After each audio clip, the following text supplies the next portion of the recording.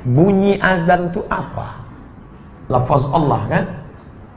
Yang menyinggung lantunan azan yang dibanding-bandingkan dengan gonggongan anjing. Jujur, saya sebagai umat muslim, saya merasa tersinggung dan saya perlu speak up soal ini.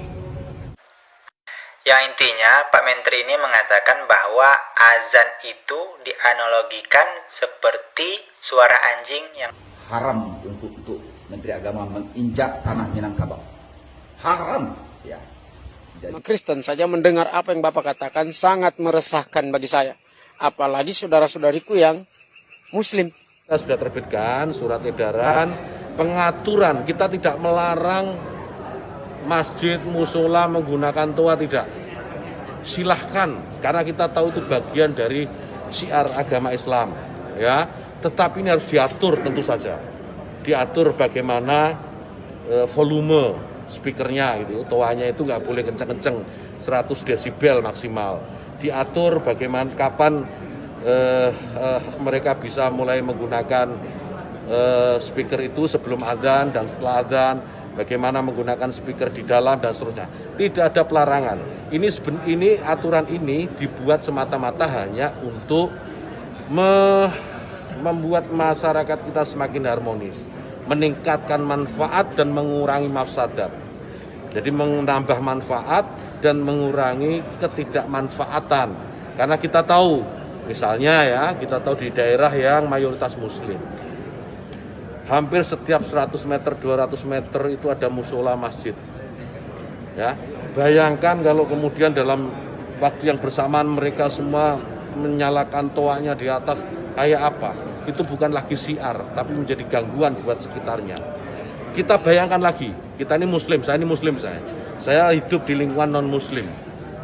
Ya, kemudian rumah ibadah saudara-saudara kita non muslim itu bunyikan toa sehari 5 kali dengan kenceng-kenceng secara bersamaan, itu rasanya bagaimana?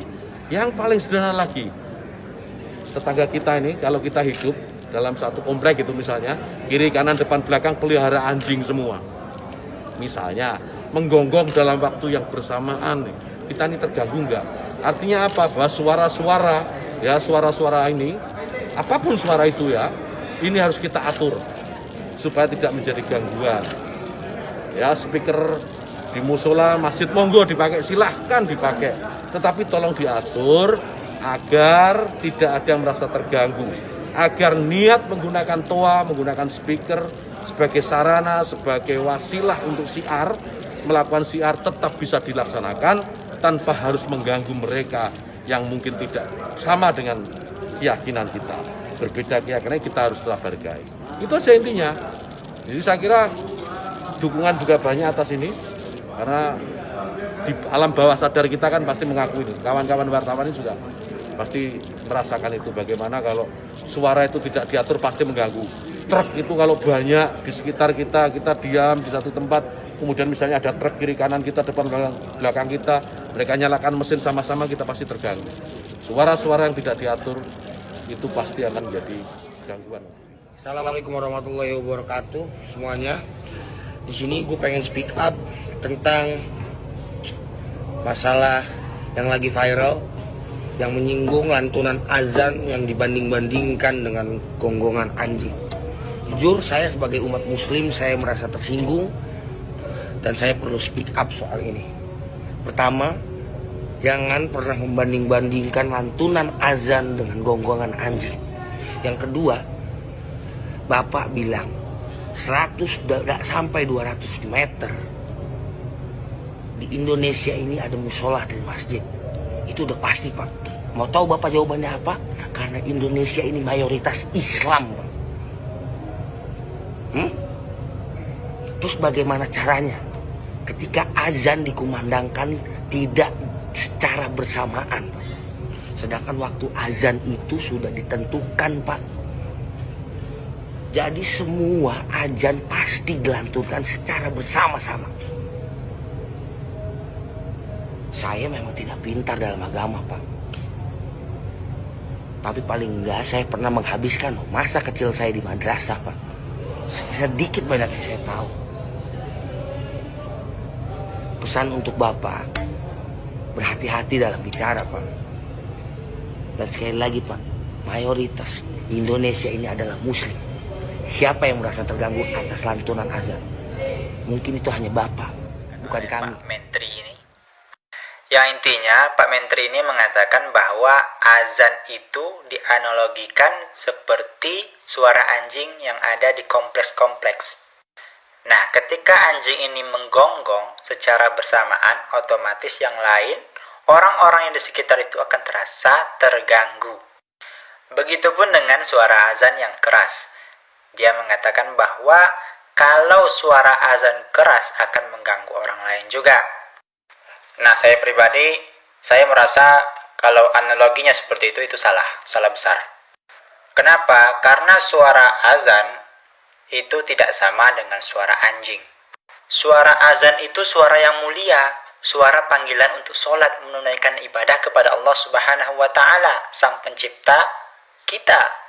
Namun suara anjing itulah suara binatang, tak ada apa-apanya. Kalam aja tak masuk itu suara anjing, tak ada maknanya. Nah, kalau kita teliti lebih lanjut, ini telah menistakan agama Islam, yaitu melecehkan suara azan. Kalau misalnya Pak Menteri tak sanggup menjadi menteri, ya jangan jadi menteri. Jangan dipaksakan apa yang kita tak bisa, Pak. Saya rasa kapasitas Bapak menjadi menteri ini tak ada. Lebih baik Bapak ini mengundurkan diri dan berikan kepada orang yang lebih kompeten untuk mengatur di Kementerian Agama ini. Terima kasih Pak. Bijaklah Pak. Menteri yang terhormat, sebelumnya salam dari Papua Barat, salam toleransi dan salam dari saya yang beragama Kristen Protestan.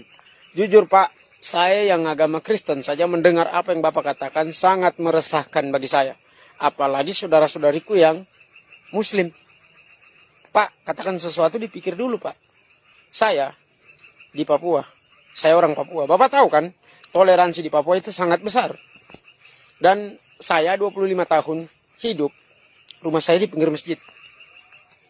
Berdekatan sekali. Mereka sholat 5 waktu. Dan kadang kalau mereka sholat subuh, saya bangun. Sebagai alarm yang tak pernah berhenti. Alarm paten seumur hidup.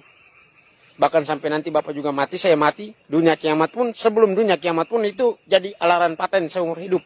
Sholat subuh. Jadi kalau Bapak mau katakan sesuatu, pikir dulu Pak. Di sini sebenarnya saya mau ngegas Pak. Tapi saya takut keciduk. Jangan buat aturan yang aneh-aneh Pak. Kita sudah tertekan dengan banyak aturan yang ada. Jadi terakhir Pak Jokowi yang terhormat, Bapak Presiden Republik Indonesia, nanti Pak Menterinya tolong ditegur. Kalau memang tidak mau dengar itu si Menteri, diganti aja Pak. Banyak orang pintar di Indonesia yang bisa kerja. Gitu Pak, baterai saya lemah. Saya mau ngarit dulu. Salam dari Papua Barat untuk kalian semua di sana.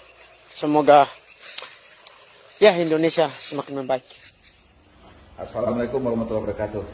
Dari pernyataan Bapak Menteri Agama yang melukai hati kami masyarakat Minangkabau ini, menyamakan tentang suara mic ini dengan gonggongan anjing itu, ini telah menyalahgunakan wewenang yang diberikan oleh Bapak Presiden. Kasihan kita kepada Bapak Presiden yang telah mempercayakan kepada dia dan dia menyalahgunakan wewenang ini. Dan saya mengatakan atas nama Ketua Lembaga Kerapatan Adat Alam Minangkabau, haram untuk Menteri Agama menginjak tanah Minangkabau. Haram, ya. Jadi jangan coba-coba menginjak tanah Minangkabau. Ini Islam, ya.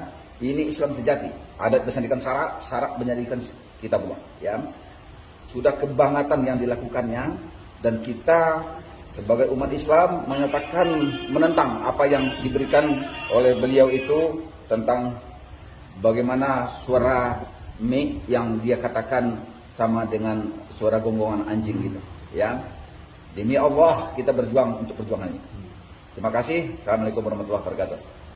Bagaimana pendapat Ustadz apabila dilarang pakai mikrofon azan karena alasan mengganggu? Bunyi azan itu apa? Lafaz Allah kan? Allahu Akbar, Allahu Akbar. Yang terganggu dengan lafaz Allah itu setan. maka orang yang terganggu mendengar azan, dia mesti diruqyah. Oke. Kumpulkan se-Indonesia ini berapa anggota DPR, pejabat, orang kaya yang terganggu mendengar azan, diadakan ruqyah massal. Lokasinya kalau tak punya tempat, bawa di Masjid Nurul Islam. Insyaallah siap. Nanti buat tablik akbar, ruqyah massal para penentang azan pakai mikrofon. Ada. Di daerah Sahil ada masjid tak boleh azan pakai mikrofon. Kenapa? Karena di situ ada orang katanya membawa parang panjang kalau mendengar azan.